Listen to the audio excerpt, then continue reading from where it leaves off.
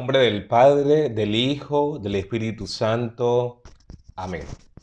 Del Evangelio según San Marcos, capítulo 12, versículo 13 al 17. En aquel tiempo enviaron a Jesús unos fariseos y partidarios de Herodes para casarlo con una pregunta. Se le acercaron y le preguntaron: Maestro, sabemos que eres sincero y que no te importa a nadie, porque no te fijas en lo que la gente sea, sino que enseñas el camino de Dios sinceramente. ¿Es lícito pagar impuesto al César o no? ¿Pagamos o no pagamos? Jesús, viendo su hipocresía, le replicó: ¿Por qué intentan cogerme? Tráigame un denario, que lo vea. Se lo trajeron. Y él les preguntó: ¿De quién es esa cara y esa inscripción? Le contestaron: Del César. Le replicó: Lo que es del César, dénselo al César, y lo que es de Dios, a Dios. Se quedaron admirados.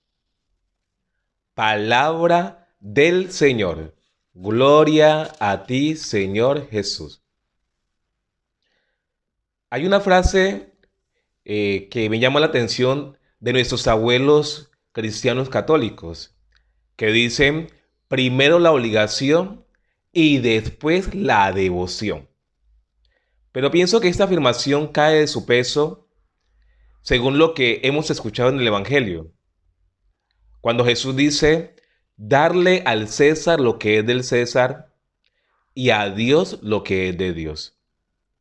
Jesús nunca dice primero: obedezcan al César y ya, solamente al César y ya, y después a Dios. Al contrario, equilibra estas dos realidades. Por consiguiente, yo diría que la frase de nuestros abuelos sería mejor de la siguiente manera: darle primero a Dios lo que es de Dios y al César lo que es del César. Para mí sería así la frase: primero a Dios lo que es de Dios y primero al César lo que es de César. ¿Y qué es lo del César? Pagar los impuestos. En ese tiempo el pueblo pagaba mucho tipo de impuestos y obviamente para poder sobrevivir tenían que trabajar y a veces en condiciones infrahumanas para poder sostenerse. Entonces hay que pagar o hay que darle al César lo que es del César. Nosotros como creyentes debemos de pagar nuestros impuestos. No podemos ser tramposos. Aunque consideremos que el sistema sea injusto, no importa. Hay que darle al César lo que es del César. Eso no nos corresponde a nosotros. ¿Y qué es lo de Dios? Lo de Dios son cosas espirituales y compromisos que nosotros tenemos frente a Él. Por ejemplo, la oración. La oración le pertenece a Dios. Que oremos todos los días, con insistencia, con perseverancia. La palabra de Dios le pertenece a Dios. El creyente, el cristiano, medita la palabra día y noche. Los sacramentos. Los sacramentos son el alma de la Iglesia Católica y que se centran en ese sacramento admirable que es la Eucaristía. El creyente, el cristiano, se alimenta de la Eucaristía, vive la Eucaristía. Y es en la Eucaristía donde tiene la fortaleza para conservar su fe y para renovar su esperanza. Las ofrendas, las primicias, los diezmos les corresponden también a Dios. Ah, que Dios no necesita plata. Dios no es que Dios necesita plata, pero eso le corresponde a Él. Y eso es bíblico. Entonces, no le robemos a Dios. Démosle a Dios lo que le corresponde. Y yo sé que por nuestro compromiso que tenemos, nuestros sacrificios que hacemos a Él, recibiremos muchas bendiciones y más de lo que imaginamos. Hay otra cosa que también le pertenece a Dios: los pobres, los necesitados. Hay gente que dice: ah, no, como yo ya di mi ofrenda al templo, no comparto con los pobres. No. Una cosa es las obras que hacemos con los pobres y otra cosa son las cosas que llevamos al templo. Son dos cosas muy diferentes. No lo podemos confundir.